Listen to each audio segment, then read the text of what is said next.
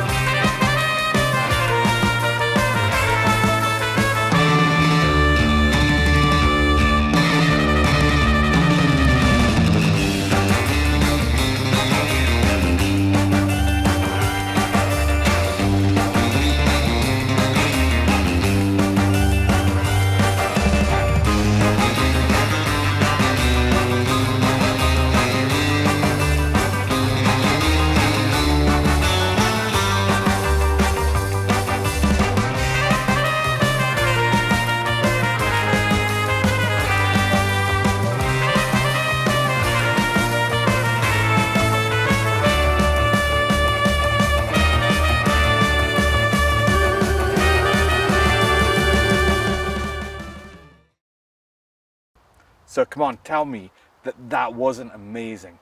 I know a lot of people have their ifs and buts about AI, but used in this way, I think it's fantastic because you're using it as a tool to create visual, kind of surreal, scenes that would just be really impossible to film. So you would be doing it in computer in some way anyway, whether it was CGI or some, I don't know, some other technology.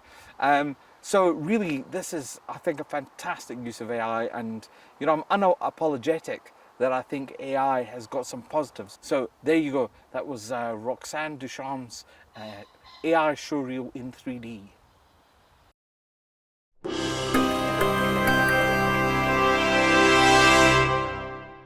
We have some fantastic news on the Plan D front.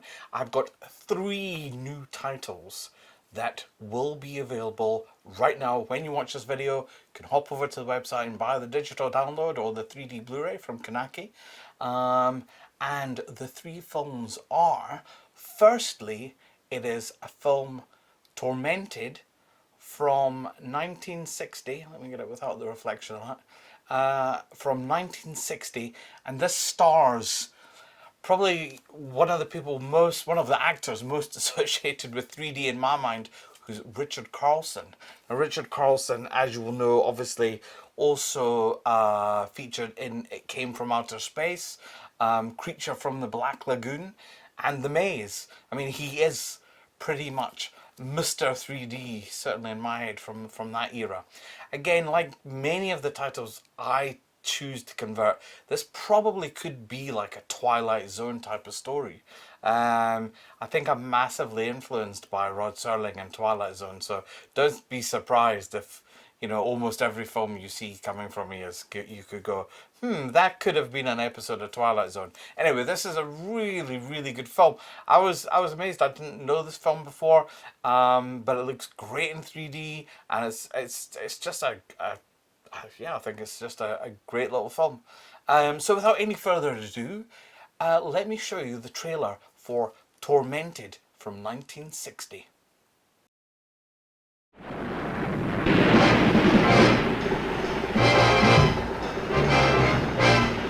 I hear she's quite young and has money, too. I still have your letters.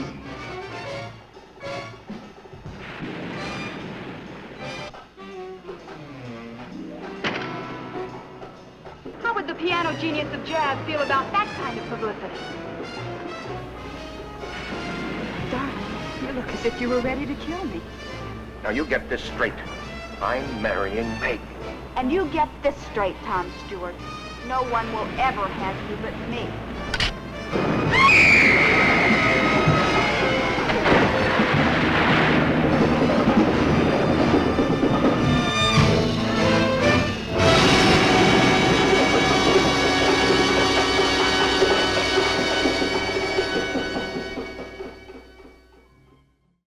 Fantastic.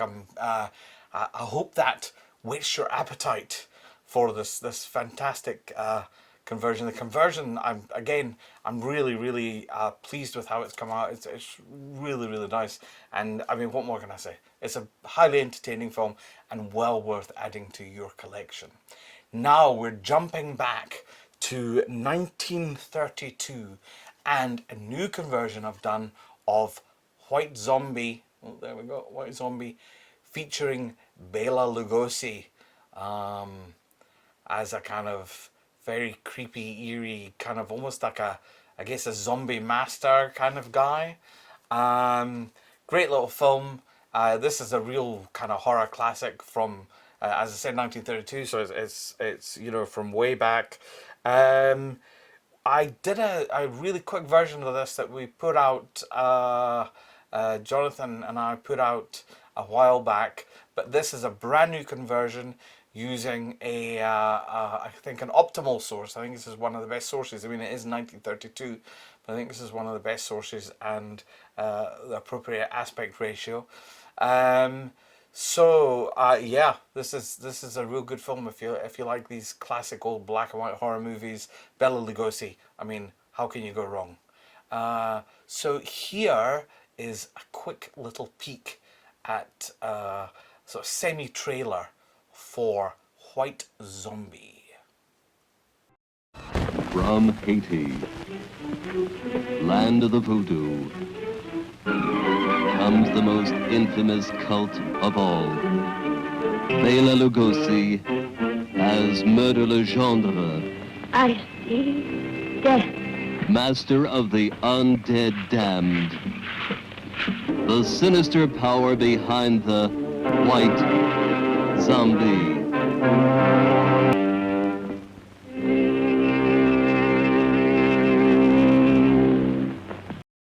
Yeah, pretty spooky stuff, pretty spooky. Even for its day, I think in fact in its day it was probably pretty terrifying.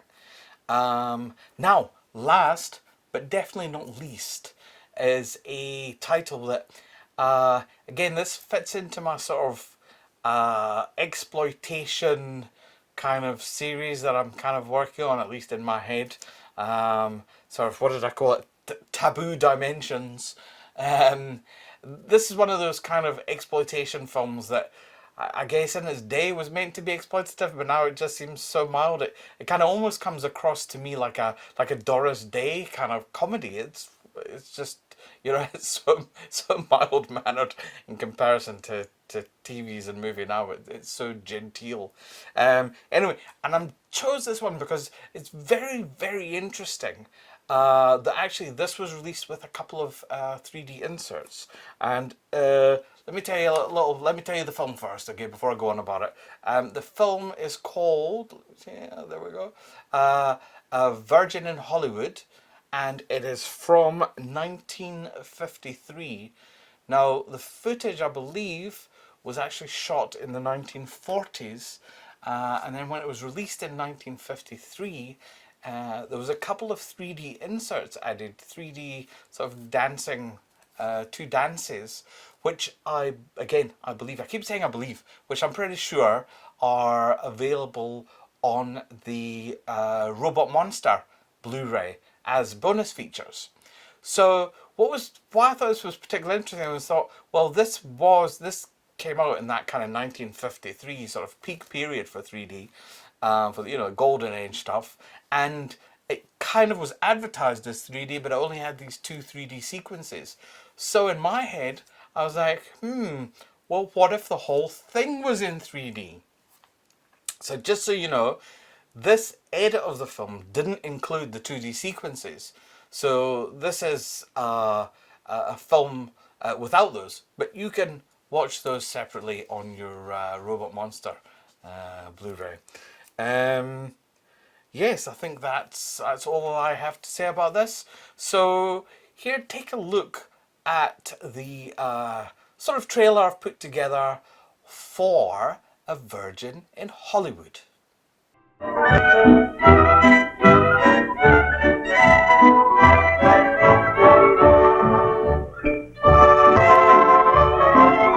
This is a true story of a small-town girl who came to the big sea. Let's her speeding along toward her dates with fate, wide-eyed with excitement. Ah, yes, I remember well this girl, then so naive and innocent, because this girl was me.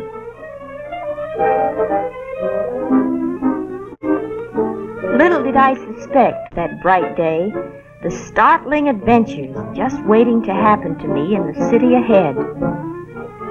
If I had known then all that would happen to me, I might have turned the car about and raced away from this place twice as fast as I was speeding toward it. But here in Hollywood, the film capital, everything seems more glamorous, more exciting, more wonderful.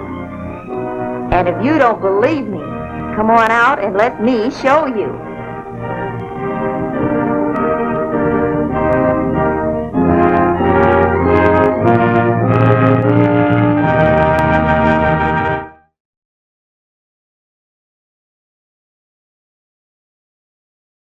So as you'll see, it's kind of light comedy. It's quite innocent and sweet, really, for all its kind of exploitation, see behind the scenes, taboo kind of nonsense. It's actually quite a sweet little comedy, and again, it's not, I think, as bad as some as it's been portrayed.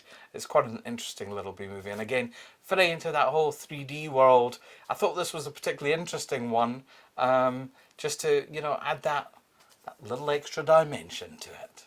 One other thing to mention is don't forget that Phil put out a version of Boris Karloff in The Ghoul, which is, again, another fantastic black and white horror classic. Maybe do a double bill with that and White Zombie. That'd be a fun night of classic horror. Get your popcorn bucket filled, and your old 3D glasses on, and treat yourself to maybe a double bill of horror. Anyway, let's have a little look at a clip from The Ghoul featuring Boris Karloff.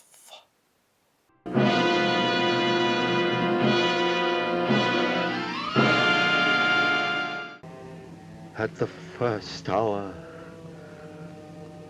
I will make my offering of the eternal light to Anubis, opener of the ways. If I have done well in his sight, those fingers will close over the jewel. and he will open to me the gates of immortality. I happened to be staying in the neighborhood, and hearing of your master's illness, I took the liberty of calling. How is he tonight? He'll never see the morning. He hasn't asked for anyone of my cloth. Nor will he. He's set in his ways, and they're the ways of the heathen. You're afraid of me? I'm afraid for you. If this should leave me, then you'll have reason to fear.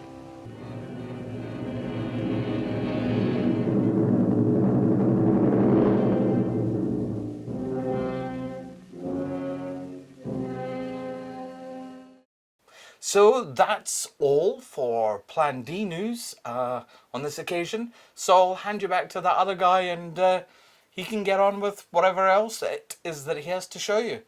Thanks for watching. Right, so here we are. If you go down to the woods today, you better go in disguise, because I don't know what's down there. Certainly in my movies, there wouldn't be nice things down there. It's always very creepy. It's actually interesting. We have deer that walk down this path. I don't know if you can pick them up on the microphone, but we've also got a pheasant who's a very loud fellow. We call him, well, we used to call him Mr. Pheasant, and now he's called El Phesidente, because he's a bit more of a sort of, you know, he's just a bit more of a kind of bossy boots, the one here. He shouts at us. He actually shouts at my wife and says, "Where's my seed?" Sort of, it's kind of thing, but he means, "Where's my seed?" So what am I going to introduce next? I'm going to show you on our very first 2D to 3D live stream, one of the films which I showed was a short film by a friend of mine. It's called Coffin Up, and obviously that was 2 years ago with the technology that we had then, and I guess the experience we had then, which was quite different to where we are now. The conversion technology is better. The AI kind of depth analysis technology is better, and our experience, you know, we've spent over 2 years, certainly for me, nearly full time converting 3D. So I think I've got a little bit better in that time. So what I decided to do was do a new version of Coffin Up. I've also taken the opportunity to update the sort of interstitial titles, and just generally beef it up a little bit. So hopefully you can see that it's a funky new version of Coffin Up. Anyway, so without any further ado, let me present to you Coffin Up.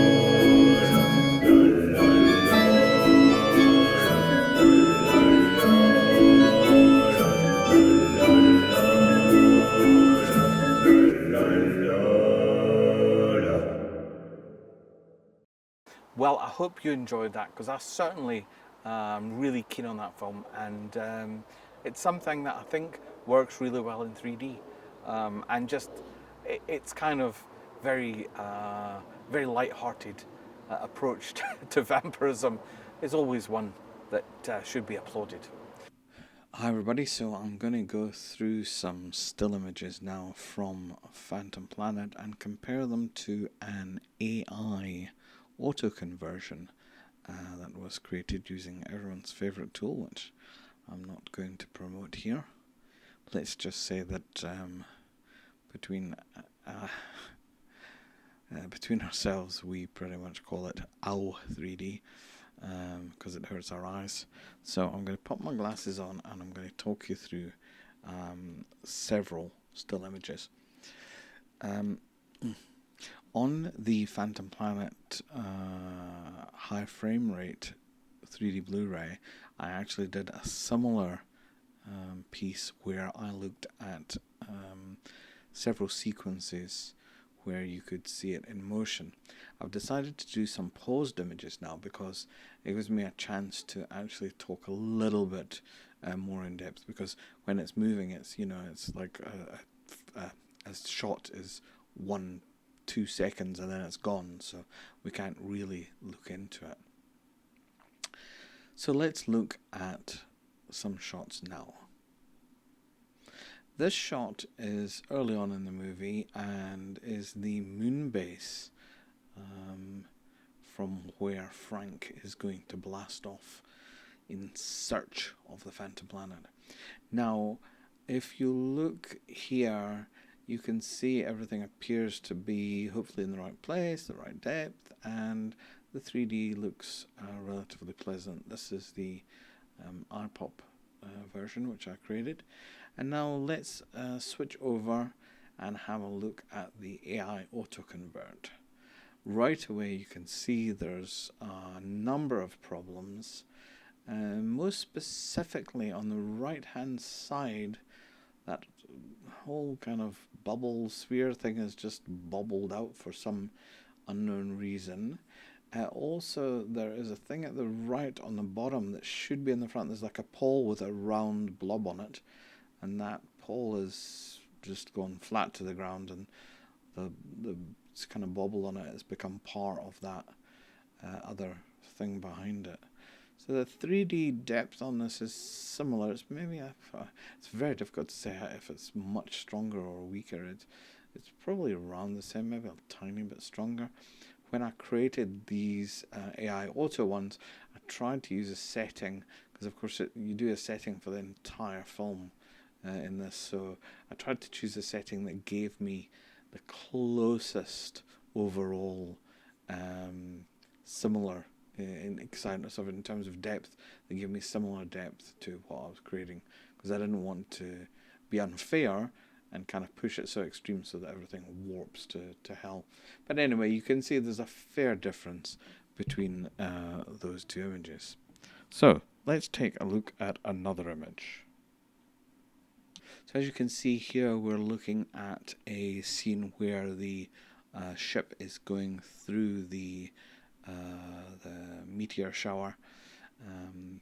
If you have a look around, the ship is nice and clear, and the meteors are quite distinct where they are.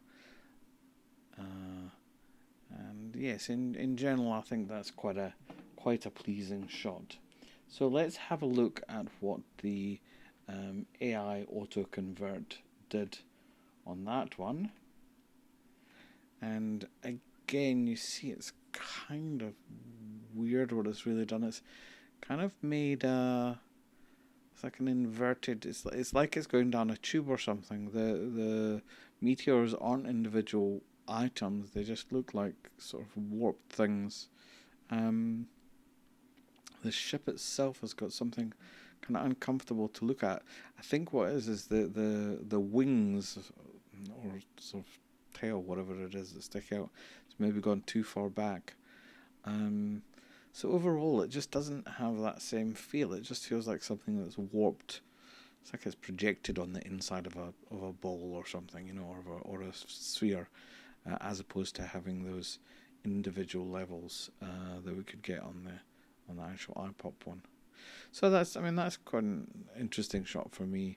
I think it's just it's very difficult when you're discussing this online, and there's all sorts of grand claims made for how great an AI autoconvert piece of software is, but generally when we look at it, and actually look at it still is slightly unfair, because we're pausing where we see problems, but it is like this throughout, and not in motion. Actually, you miss a lot of the warp that you get when things are moving. Certainly when this moves, when things move over the stars, they'll kind of do this strange warping thing. Anyway, let's take a look at another image and see what that brings for us. Okay, on this shot, we're in space, and the rocket is, I think, quite clearly defined. In a lot of cases, I actually had a lot of fun and made the ship come right out into the negative space, so it's kind of sitting right outside the screen. But in this shot, I actually thought I'll show something that's a little bit mild. It's not kind of extreme, but you can see the stars themselves have got a nice little bit of depth. The rocket looks not too bad. Looks, actually, when it's still, it looks a little bit extruded there if you're used to 3D terminology. But in general, it's a pretty decent shot. So let's have a look what the Autoconvert piece of software did to this particular image. And again, you can see it's done something very kind of weird in terms of it's warped it so that the left-hand side of the screen looks like it's sticking forward, and the right, the left bottom looks like it's sticking forward. The right top looks like it's sticking back. Most of the stars are just on that single plane, and the ship itself, I'm not quite sure what it's doing. It looks a little bit odd to me. It is sticking out, but it's sticking out along with the stars, so it's not really got that kind of interest where it would be different from the stars. The whole thing just looks like it's on a slightly flat angled plane, and it's a strange one, that. So again, I would argue that our EYEPOP one is considerably better than the Autoconvert. So the last thing we'll take a look at is the Phantom Planet title itself. We'll look at the here's the EYEPOP one, which you can see the title itself is nice and sharp and detailed and kind kind of floating above the screen. It's kind of flat. In fact, in some ways, I feel I could have done a little bit more with that. I could have kind of textured the actual Phantom Planet text itself. I've kind of left that a little bit flat. So it's sometimes, you know, you see things in hindsight and you go, this is after you've spent 3 months already on it, and you you don't really want to look at anything again. But you know, you come back to it months later and you go, I could have probably improved that. It's like one of these things. I know Phil often says, you know, we don't really finish conversions. We just kind of what's the word? We just kind of, you know, run away from them because you can't really do any more. You could spend your life trying to convert one film to perfection, but we do our best.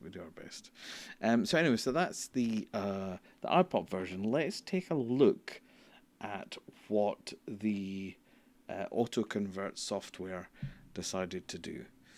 Now, when we look at that, the nice thing about it is that the actual text has got some depth to itself. It's kind of got some volume, but the problem is the volume is kind of, I really can't quite describe in words. I mean, you can see it yourself, so you can see. It actually feels uncomfortable to look at in my eyes. And the whole thing looks, again, like it's on a bit of a... The whole thing looks like it's on a bit of a ball that's bulging out. The stars, I'm not sure where they're going. They're, again, bottom left sticking out, and the top right is sort of in the background. But there's this general, just this warping discomfort around the HAN section for me. And the N below it, it actually feels uncomfortable. As I said, I do like the depth, so I'm not denying there's some positive aspects, but this in particular just looks a little bit uncomfortable to me. So I think, you know, I could do 100 different images and go through them, but I think you get the gist of it.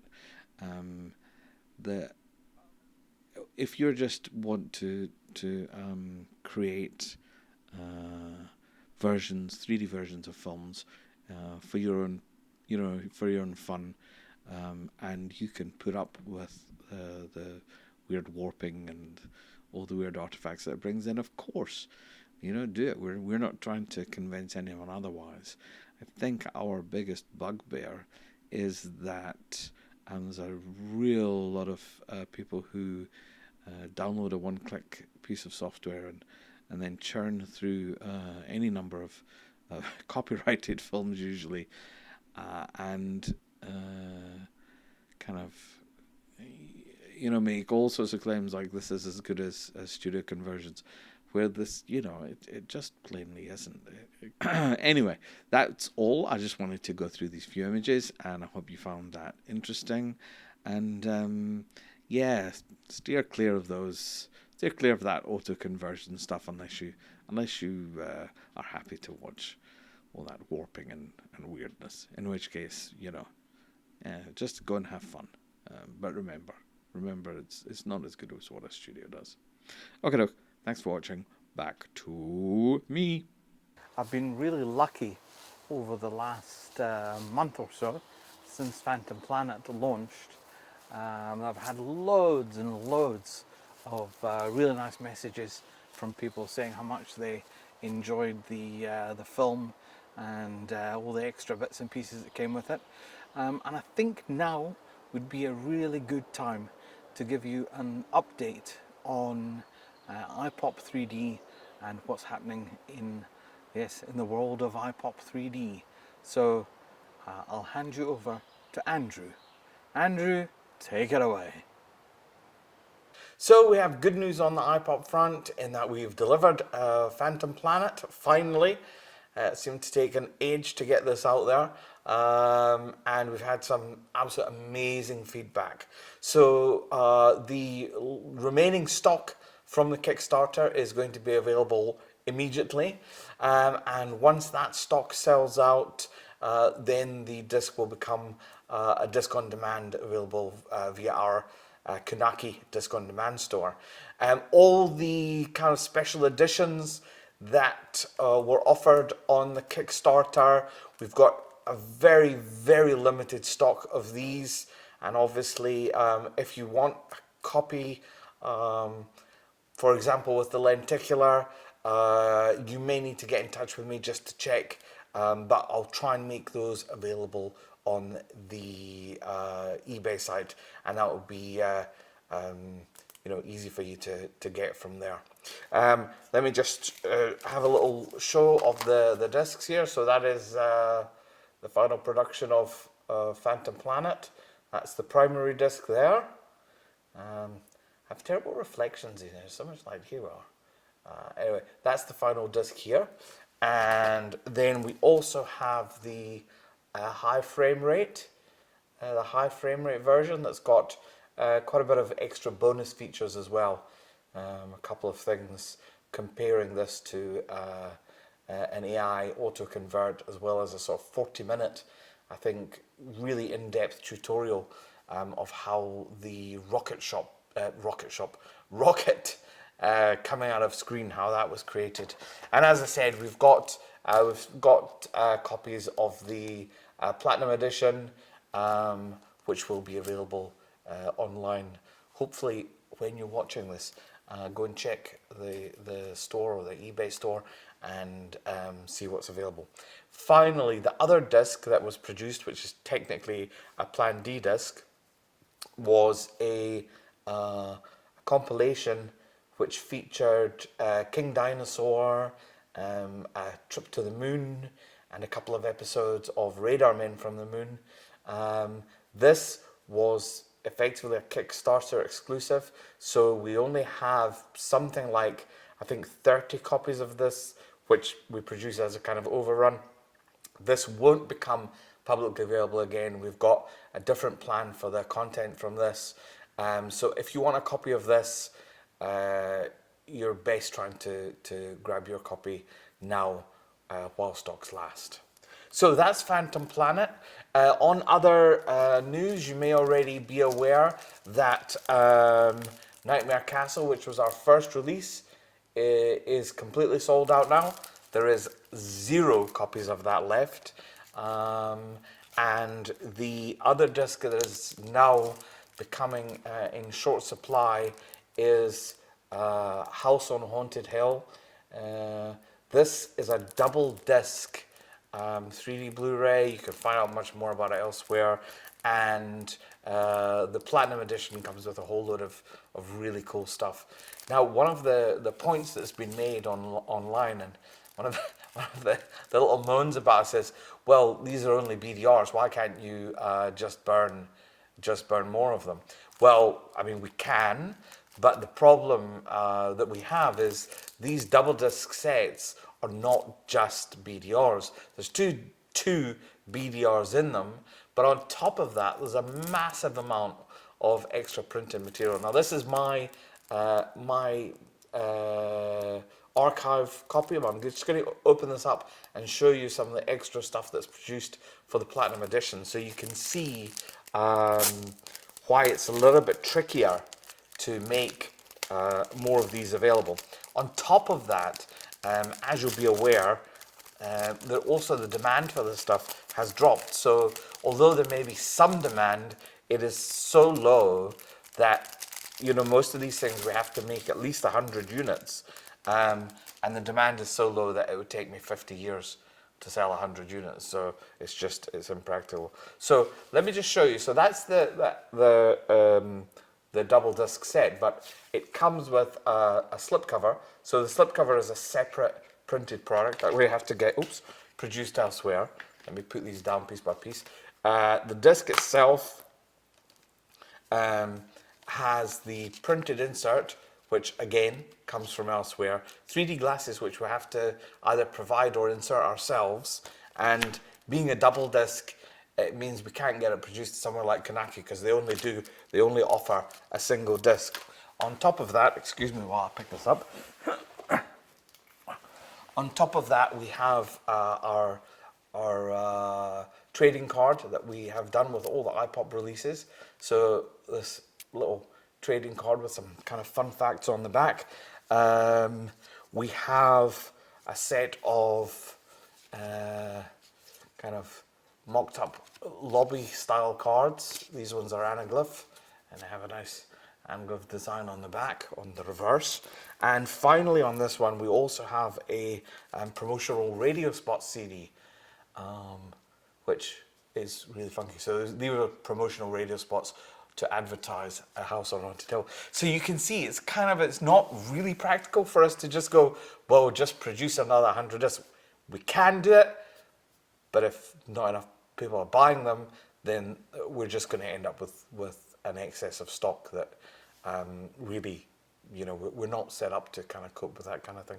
So when I say something is limited, I'm only meaning in just terms of practical reasons. Once the stock is run out, my agreement with Alex, who created this conversion, is that the copyright will then revert back to him as an individual, and it will really be up to Alex as to whether he wants to put the effort into put the disc out again as a single disc, maybe on Kanaki or something like that. It's really up to the individual who created the conversion. So hopefully that clarifies just a little bit of, maybe the shenanigans or the stuff that goes on. So let me take a little break and excite you with the Phantom Planet trailer once again, and then I'll be back to tell you a little bit more about EYEPOP and our future plans. So have a little look now at the trailer for the Phantom Planet.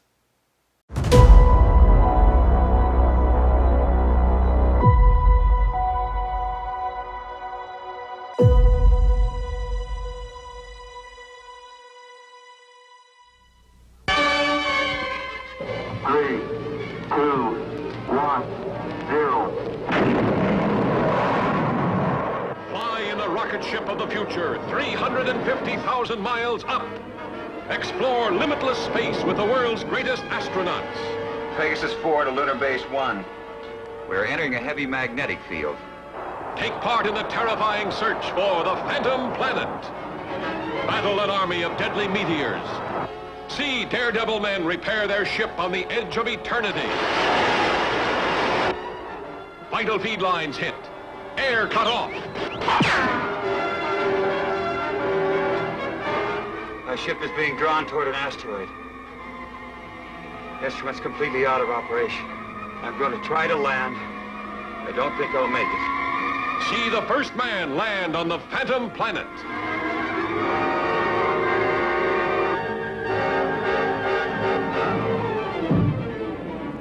See a 6-foot man shrink to 6 inches before your very eyes. Introducing Dolores Faith as Zetha, the girl from outer space, whose beauty secrets are wrested from the cosmic rays of the Milky Way. Discover the atomic mysteries of the universe. Those are gravity plates that we've had placed here. Their intensity is so high that any object or any person placed on any one of them would immediately disintegrate. Here, let me show you. Men on the Phantom Planet risk instant death for their women.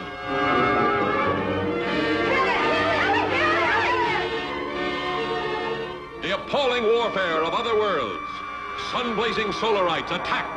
The greatest danger to us is the high-intensity heat bomb. Right. They have enough concentrated heat to blow up our planet instantly. See the solarite monster break loose. Thrill to the awe-inspiring battle for survival. Activate the gravity curtain. The fantastic power of the weapons of outer space. Cosmic rays destroying the solarites.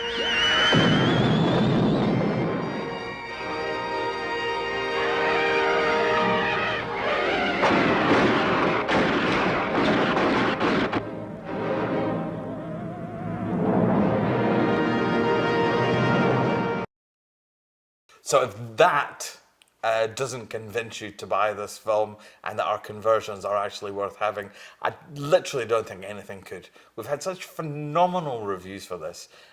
People were saying they're actively looking for flaws and they can't find any, which is, you know, just so heartening to hear, because we pour our heart and soul into these efforts, and then, you know, we're in an environment where we're only getting 200 backers now on Kickstarter, and it's just, you know, you're creating the best conversions that we've ever created, and we're getting them seen by the fewest number of people. Which kind of brings us on to what's happening with EYEPOP. So I did a blog post, remember a couple of weeks back, saying, well, you know, things have been in a bit of a decline, so it doesn't seem that it's really viable for us to produce these I guess, massively long-winded conversions. So something like Find the Plan, let's use that as the example, the conversion itself probably took about 3 to 4 months, which, you know, in comparison to our earlier films is good, but I mean, it's leagues ahead as well. And then we've got another month of, well, it was 40 days this time of running a Kickstarter, and then we've got about another month afterwards of sorting out production and then distribution. So all in all, you're talking something like 6 months to release one of these films, and to then only have 200 people backing it, just, you know, without us being harsh on it, it just doesn't really make sense. It's an awful lot of effort for a very, very limited number of sales. So effectively, we've got this kind of conundrum where our curve, our backer curve, which you can see is kind of just on a constant decline. You know, we've had some suggestions like if we try title X or title Y. I don't think this is about an individual title. If you look at this, this is a graph that's run over 2 years, and it's just on a consistent downward trend. And we peaked with House on Haunted Hill, where we were over 500 backers, and now we're, you know, down around about the 200 mark. So it's just, you know, it is as they say what it is. There's not a lot more we can do about it. People know we exist. People have seen the conversions. People have backed us. But if people don't aren't interested in buying the product, there's very little point making it. What it means is we won't be doing these huge 6-month long things, but we will still be doing Plan D discs, and we can produce those quicker, and we don't do the big Kickstarter campaign, we don't do all the associated kind of print stuff, so we can get those out quicker and effectively cheaper. Of course, we've got the challenge that even though the discs are cheaper, we don't even sell as many of these as we do when we do a Kickstarter. So it's a double-edged sword. So again, a lot of this, the longevity of this really depends on whether the 3D community wants to buy any more of this or not.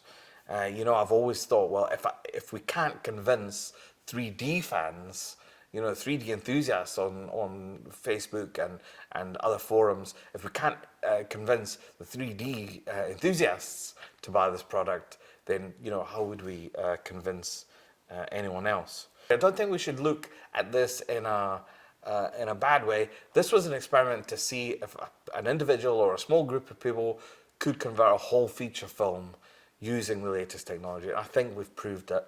I think we've actually exceeded our own expectations in what we've managed to achieve with the effort. And of course, the enthusiasm and the positive kind of feedback that we've had from much of the 3D community really, really helps. It's kind of really got us through. So as an experiment, it's been successful. We've done it. We've proved it. The experiment was never to see if we could set up a business. I've run a business before, so, you know, it was more doing something with an area that I'm particularly interested in, and seeing if there was if we could do stuff. So as I said, Plan D will continue.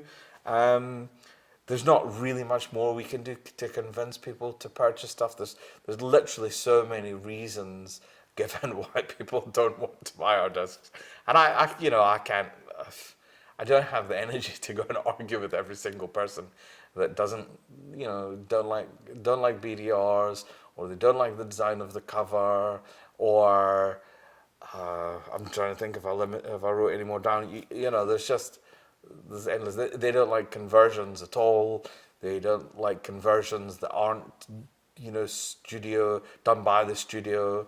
So anyway, look, there's nothing really more I can do to convince people. Hopefully, we'll be able to continue. And certainly, I've got at least like half a dozen Plan D titles that I've been working on, because I start one and then come back to it. So there's a few in the pipeline, and I think Alex and Phil, although they'll be doing stuff slower, I think I believe and I hope that they'll you know, still be doing a Plan D disc here and there. No, I think that's everything on EYEPOP. If you have any questions or anything, yeah, please do get in touch. And I'll maybe leave you, seeing as we were talking earlier about House on Haunted Hill. We have, I think, 15 copies available in America, I believe, because I had extra stock here, so I've shipped some across America. So I think we've still got 15 copies left in America. If you'd like a copy, do head over to EYEPOP-3D.com and look at our store there. We've got all our Plan D titles and all our EYEPOP titles that are available. You can jump to the various links from there. So let me end this EYEPOP section with the trailer from House on Haunted Hill. Fantastic conversion by Alex. And this is your last chance to get a hold of the double disc platinum edition with all the stuff I showed you. 15 copies left. Grab one while you can. Hit that House on Haunted Hill.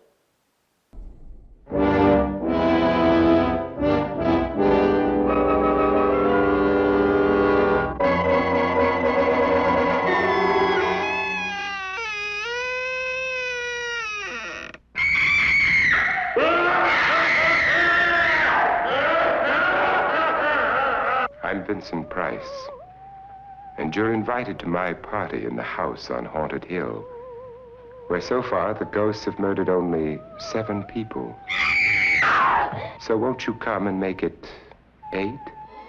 You'll see human heads without bodies. Mysterious pools of blood dripping from the ceiling. The walls move slowly in against you. Don't try to escape, you can't.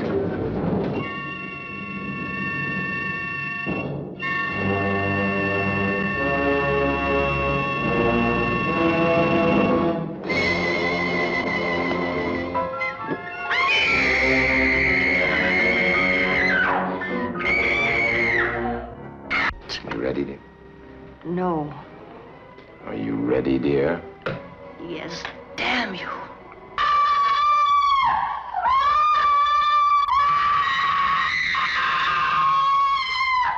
The ghosts are waiting, so won't you join me in the house on Haunted Hill? Hurry, or you'll be late for your own funeral.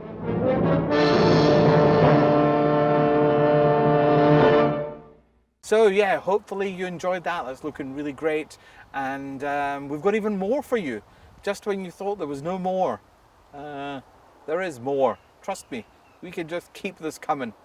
I wanted to play one of my own little pieces. Now this is really native 3D because it's not converted. It's all computer generated, so it is native 3D with a full 3D rig camera filming left and right images. And this is the shortcut version that I produced of Pop-Out Party, which I produced for a screening earlier in the year. And I thought I'd really like to share this with you because it ties in to the availability of Phantom Planet. This is part of my Pop That trilogy, where I really did work hard to create pop-outs and screen breaks that would be really, really entertaining. And the pop-outs in this are really extreme. So be prepared to have fun and join in the 3D pop-out party short edit. Take it away.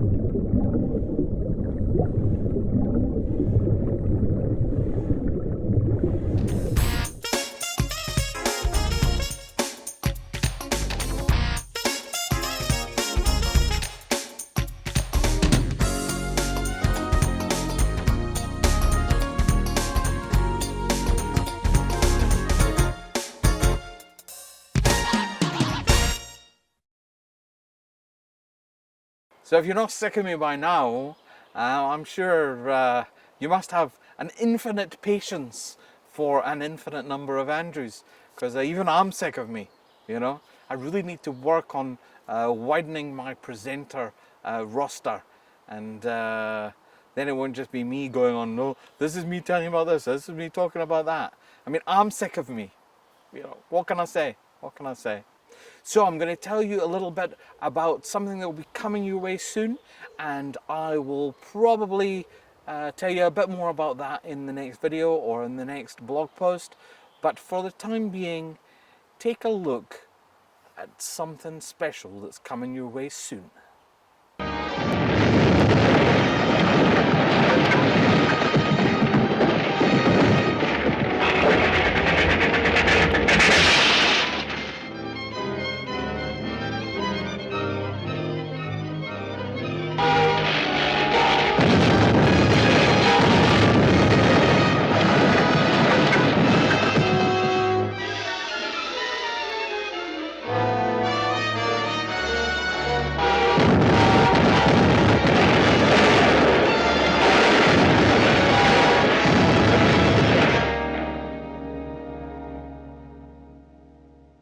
The continued wave of death-dealing explosions struck yesterday at Area Defense Headquarters. As in previous occasions, the authorities are unable to detect the cause of these blasts, which have done untold damage. Who could possibly be doing this? Well, there are several theories, Joan. But so far, no one is even sure what kind of explosives are being used or how they're set off. The loss of the ray gun is not too serious. I brought sufficient equipment from the moon to build several of them. But I do not care to have the Earth people learn the secrets of our weapons. From the description you gave me of your attacker's costume, it must have been Commando Cody in his flying suit. He will probably take our ray gun to his laboratory for examination. So you must go there at once and recover the atomic chamber from the ray gun. Take it easy and you won't get hurt.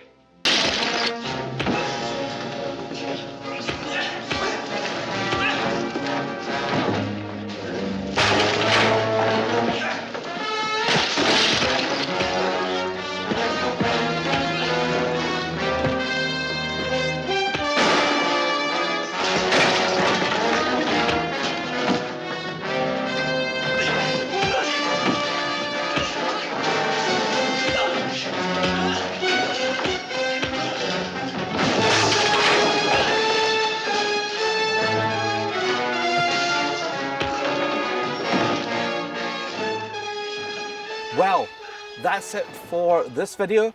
Thank you very much for watching. And again, I know I say it a lot, but I really mean it. Thank you to everyone who's supported us, everyone who's backed us, everyone who sends all the really nice comments, does the lovely reviews. It all means so much to us. I know that I speak for all three of us, for Alex, Phil and myself, when we read those really positive things that are written about our work. You know, it makes it all worthwhile, and we really do appreciate you giving us a chance to entertain you.